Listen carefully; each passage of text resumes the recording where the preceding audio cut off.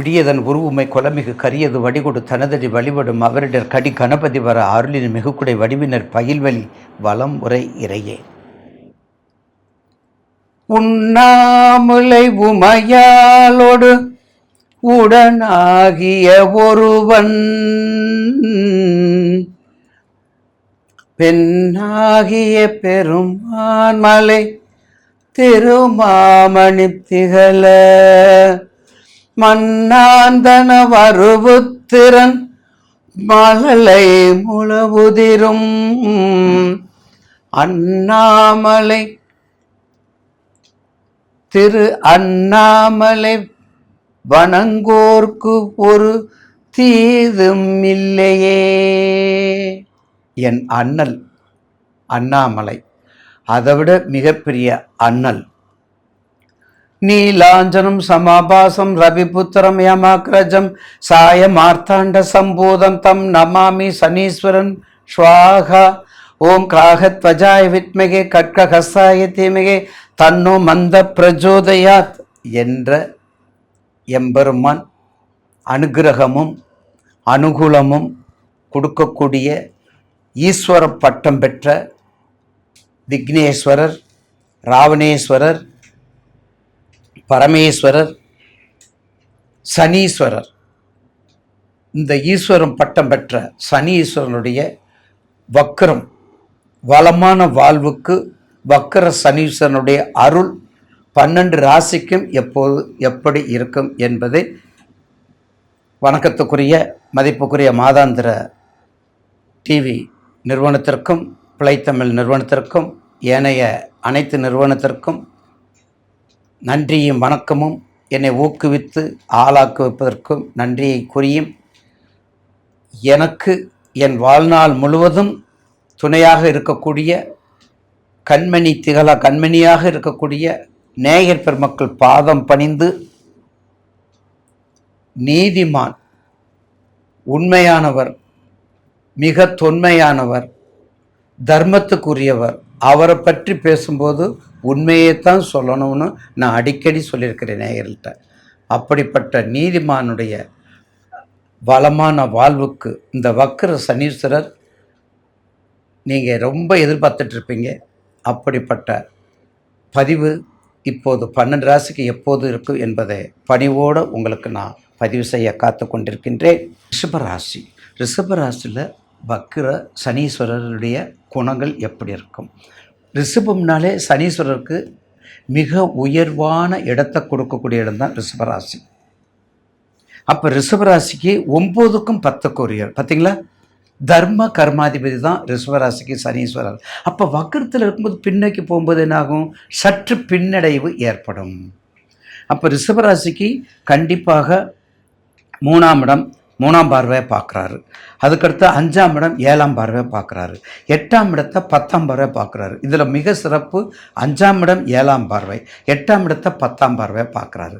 இப்படி பார்க்கும் பொழுது நிச்சயமாக ரிஷபராசிக்கும் அந்த பின்னோக்கி செல்வதற்குரிய ஒரு கெட்ட அந்த ஒரு கெடுபலனை தவிர்த்து மற்ற எல்லா வகையிலும் நன்மையை செய்யக்கூடிய நேரம்தான் வக்கர சனீஸ்வரர்.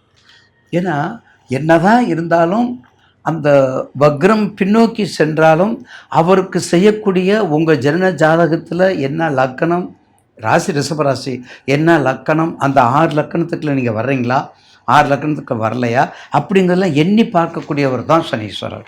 அப்போ உங்களுக்கு அந்த மாதிரி நேரங்களில் என்னென்ன ஒர்க்கு நமக்கு கிடைக்கும், அப்போ உங்களுடைய தொழில் எப்படியெல்லாம் இருக்கும், அப்போ பின்னோக்கி போகுமா முன்னோக்கி போகுமா, இதெல்லாம் நம்ம பார்த்து கண்டிப்பாக சனீஸ்வரர் ரிஷபராசிக்கு தாங்க நம்பர் 1 யோகாதிபதி. அதனால தானே அவர் தர்ம கர்மாதிபதினு சொல்கிறோம். தர்மத்துக்கும் கர்மத்துக்கும் 9க்கும் 10க்குரியவர் இல்லையா உங்களுடைய ராசிக்கு. ஆக நிச்சயமாக எவ்வளோ பின்னோக்கி போனாலும் உங்கள் தசா புத்தியை அறிந்து உங்கள் தசா புத்தியை புரிந்து வைத்து கொண்டு நிச்சயமாக ஒரு நல்ல பலனை கொடுப்பார் என்பதில் மாற்று கருத்து இல்லை. ஏன்னா அடுத்து உங்களுக்கு விரயத்துக்கு வர்றாரு. இந்த 138 நாட்களில் கொஞ்சம் என்னதான் பயமாக இருந்தாலும் நீங்கள் கொஞ்சம் அதிகமான அகலக்கால வைங்க, புதிய தொழில் ஏற்படுத்துங்க. உங்களுக்கு வேண்டியது கண்டிப்பாக அதுதான் முக்கியம்.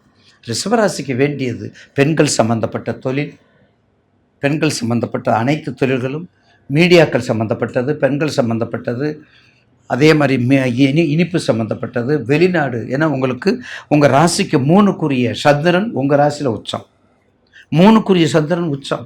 அப்போ வெளிநாட்டுக்குரியது, எல்லாம் அப்ராடுக்கு உரியது. உங்கள் ஜாதகத்தை பார்த்துக்கங்க. அப்ராடுக்கு உரிய தொழில் பண்ணலாம். வண்டி, வாகனம், அழகு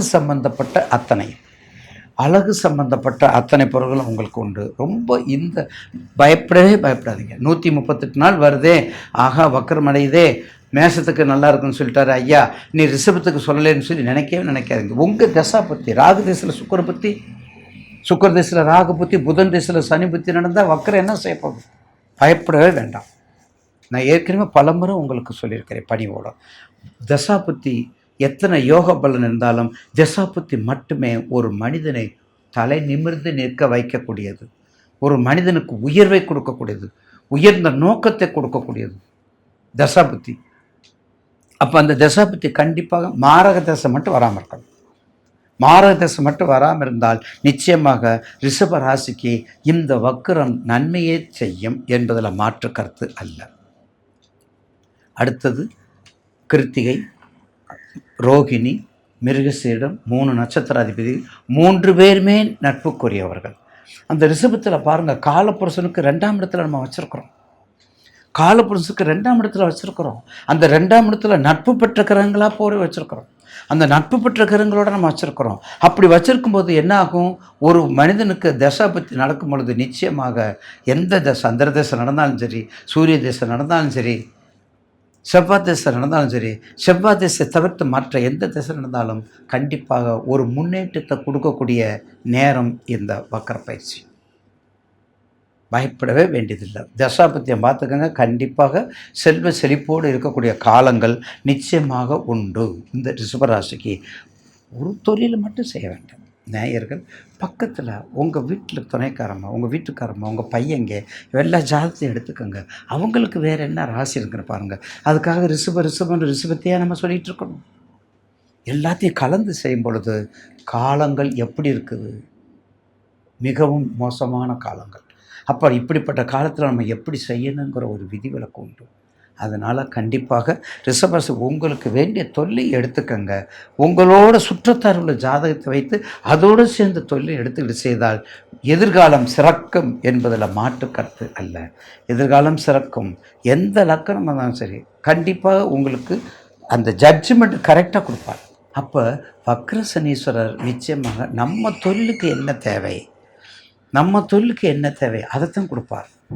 அதனால் நீங்கள் ரிஷபராசிக்கு அவர் இப்போ நட்பு பெற்ற கிரகம் ஆயிடுச்சே, அப்போ நமக்கு பகையை கொடுப்பாருங்கிறத தயவுசெய்து அந்த கான்செப்டுக்கு போகாதீங்க. தயவுசெய்து உங்களுக்கு ஒரு தொழிலை ஸ்ட்ரெயிட்டாக பண்ணுங்கள். நிச்சயமாக உங்களுக்கு என்ன வேணும்னு கேட்பார். முதல் சுற்றா 2வது சுற்றா என்பதை பார்த்துக்கங்க. என்ன சனீஸ்வரர் உங்களுக்கு ரிஷபராசிக்கு அடுத்து வரக்கூடிய ஒரு எத்தனாவது சுற்றுக்கு வர்றாருன்றதை பார்த்துக்கோங்க. தசாபத்தியும் பார்த்துக்கிட்டா நிச்சயமாக இந்த வக்கர பயிற்சி உங்களுக்கு ஒரு மிகப்பெரிய நல்ல பலனை கொடுக்கும். சனீஸ்வரர் அவர் மாதிரி எந்த நவகிரகத்தில் எந்த கோள்களும் கொடுக்க மாட்டார். அவர் மாதிரி எந்த கருத்தையும் செய்ய மாட்டார்.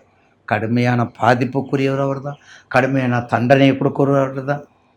முடிவற்ற தன்மையை கொடுக்கக்கூடியவரும் அவர் தான். ஆதியும் அந்தம் இல்லாத அவர் தான். அதனால தான் அவருக்கு பூர்வ புண்ணியத்தை வச்சுருக்கிறோம்.